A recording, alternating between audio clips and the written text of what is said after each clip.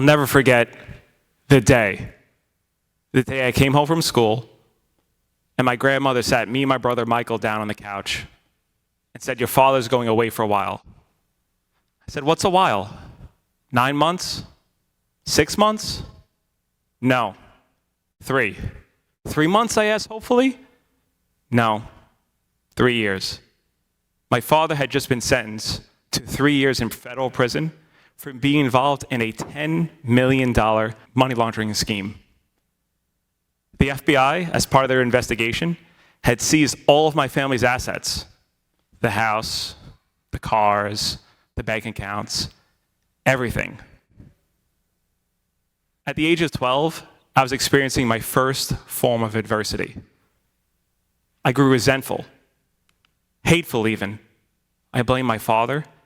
How could you do this to me and Michael and my mother? I blamed the government. Really? 3 years for white-collar crime? I know people who committed violent offenses and got half the time. I blamed everyone and everything. I thought that showing emotion was an admission of weakness, that keeping calm and internalizing the issue was the answer. I wanted no help, nor did I offer any help to others. And it turns out I'm not alone. According to a 2019 study done by the CDC, over 64% of adults reportedly had experienced at least one form of adversity before the age of 18. And it's important that we identify what adversity is and what adversity isn't. Is it sitting in traffic and running late to school or your meeting? Is it the barista messing up your frappe order? Or is it something deeper? And what we found is that adversity falls into 3 main categories: abuse, physical abuse, emotional abuse, think toxic relationship, sexual abuse, neglect, emotional neglect, physical neglect, or the most common, household challenges. This could be divorced parents, money troubles, drug use in the family, mental illness, or in my case, an incarcerated family member. Quick show of hands in the room. Who here has experienced at least one form of adversity that I just mentioned? Most of the room. We need, as a society, to learn to start accepting adversity and expecting it and not running away from it. Again, show of quick hands. Who here has heard of post-traumatic stress disorder? Just about the entire room. Got a smart bunch here.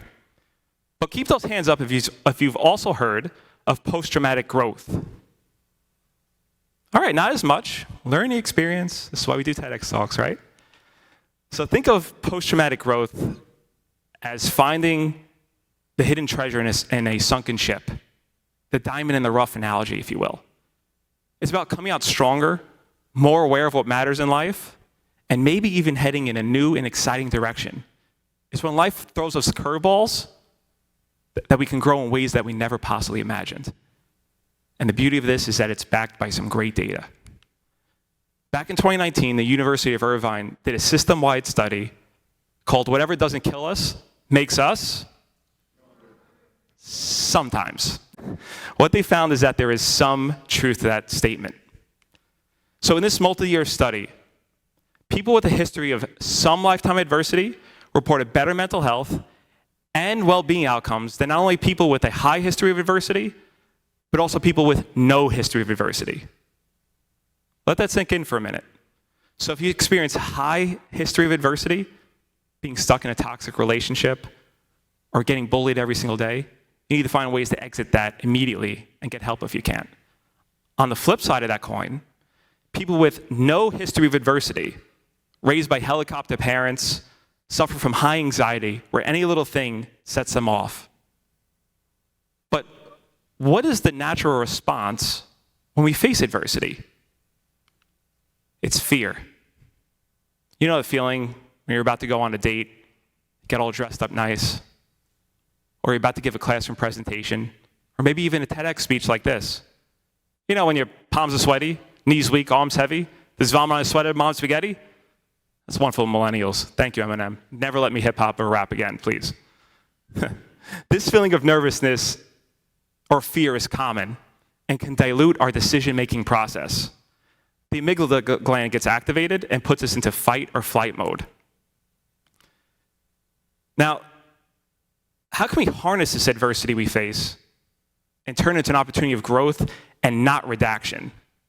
So I'm going to take you back into time, back into 2008, to my sexy teenage years. This gentleman you see behind me was insecure, unmotivated, and wanted to draw no attention to himself. I was living life as though I was just a whisper, just drifting through. I was living and breathing Henry David Thoreau's "The massive men lead lives of quiet desperation." Just to show you the kind of energy I was outputting into the world, my nickname in high school was Fogel. Not McLovin, like the lovable character, but his real name, Fogel. You can see how that's significantly worse, right? So how did I overcome this slump? It was through an act of service that my high school English teacher, Mr. Romano, bestowed upon me. You see, Mr. Romano would hold game night every Tuesday and Thursday after class, where we would go and play board games or Mario Kart, but more importantly, we'd engage in deep and meaningful conversations. He'd ask below the surface questions. Where do you see yourself in 5 years, Steve? What kind of man do you want to become? And through these service-based questions, he started to peel back the onion of who I was, and was the first person I felt comfortable sharing what happened to me when I was a 12-year-old boy and the adversity I faced. And through these conversations, I would learn that he also faced similar adversity when he was a young adult. To this day, I'll never forget finding him during graduation day, giving him my yearbook to sign, and a sentence he wrote. He said, "Now go and show the world the man of conscience I know you to be." That was it. He cracked the veneer. Now, I want to say overnight I became a success. I lost the glasses, started working out, and became the superhero of my own movie. That's hardly ever the case in life, and it wasn't the case for me. It took daily ritual, aiming to get 1% better every single day. And through time, I did become successful. I also learned that I am successful today not in spite of the adversity I faced as a child, but because I went through that adversity, I came out a better person. And then I started incorporating the same service mindset that Mr. Romano instilled in me at an early age. And that's when wondrous things started to occur. But before I get into those things, this is actually backed by neuroscientists. Neuroscientists Jamil Zaki and Jason Mitchell created what's called the dictator game. And the rules were very simple. Participants would walk into an empty room, be hooked up to an MRI brain scanner, took a seat, and then slid an envelope of about $500 in cash. They could either keep the money for themselves and pocket it, or give it away to someone else. The caveat being is that someone else couldn't be an intimate friend or family member. It had to be either an acquaintance or a complete stranger. Now, of course, some people took the cash, put it in their pocket, and went on their merry way. And what they saw was a big spike of happiness in the brain region, quickly dipping back to neutrality, even into negativity. But here's the amazing part. The people who chose to act generously, certain brain regions associated with reward processing were activated, highlighting the intrinsic pleasure our brain experiences during altruistic actions. This was a source of happiness for our brains. It suggests that our brains are hardwired to experience joy when we engage in these acts of kindness. This discovery suggests that each act of kindness not only helps the other person, but also enhances our own mental and emotional well-being, creating a win-win situation. So how do we shift our mindset to leading with service and being genuinely empathetic? And that's through active listening. Now, I know. We've heard this tripe 1,000 times. Listen more, speak less. We're given one mouth and two ears for a reason. But even knowing this, how often do you find yourself in the middle of a conversation just waiting for that other person to finish their sentence so you can interject your own point and potentially one-up them, or turn the conversation away from them and back to you? Oh, I had a great time in Bahamas with my family. It was amazing. Well, that reminds me of this one night in Bangkok. See me after the show, I'll tell you more about that. So, how do we turn the conversation from us and back to them? And what I've discovered is just 5 simple questions that you can incorporate into your daily lives. I'm curious about, tell me more, help me understand, walk me through that, I'm wondering. Help me understand why you want to leave your job. Tell me more about your sales process. I'm curious about what life is like in Mexico as a single mom. And equally as important is that you repeat back what they just said to you. Oh, wow, I can't imagine how difficult it is being a single mom in Mexico. That must be incredibly challenging.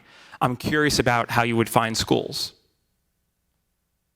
I started incorporating these tools into my own daily life in order to become a better empathetic leader in my own organization. And I saw great results. And I'll tell you a quick story. When I owned a property management business, we would handle rent collections on behalf of landlords. And I had this one tenant named John that was the most jovial, heartwarming person you can ever imagine. The kind of person that would walk into a room and light up the entire place. He never had a problem paying rent and was always super communicative. And what I started noticing happening was that he was late on rent payment and then stopped paying altogether.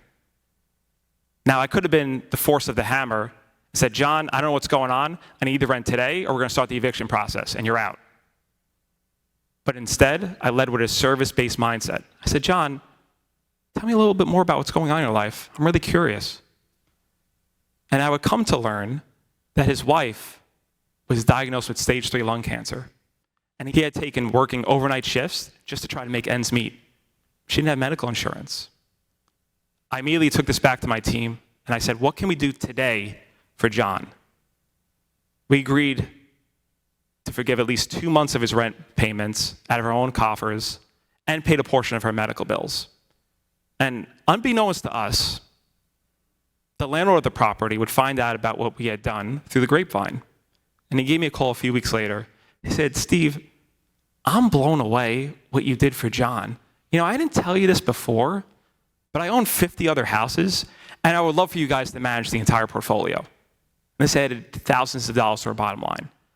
But the point is for you not to take the story and think I'm just bragging or patting myself on the back. Oftentimes, it's not a monetary value that can change someone's life. It's the simple acts of kindness and love that moves the needle. It's about asking your coworker how they're feeling after their parent potentially died. It's about holding the door open for someone behind you and getting to know your neighbor. It's about paying for the person behind you coffee. It's a seed that we plant and that we water every single day. And what you'll start to see is that the seed will grow into a great, magnificent tree, and a ripple effect will start to occur. We no longer have to have this tick-for-tack mentality where I do something for you with only an expectation that you do something for me. It's about planting the seed of a tree under whose shade we never intend to sit under. And as this tree grows and you're of service and you become a leader in your own organization, your own student body, your own household, you'll start to infect others around you. And they too will be of service to them around them, who will affect others around them. And before you know it, this little ripple effect will turn into a crashing, unstoppable wave. So if there's one thing I can leave you with here today, is to develop a service-based mindset. You need to say it, you need to do it, and you need to be it. You need to be infinitely curious about others. You need to be generous with your time, your efforts, and your money. And above all else, you need to be an example that others can inspire to. This is how we let adversity not define us, but refine us. Thank you for your time. Much appreciated.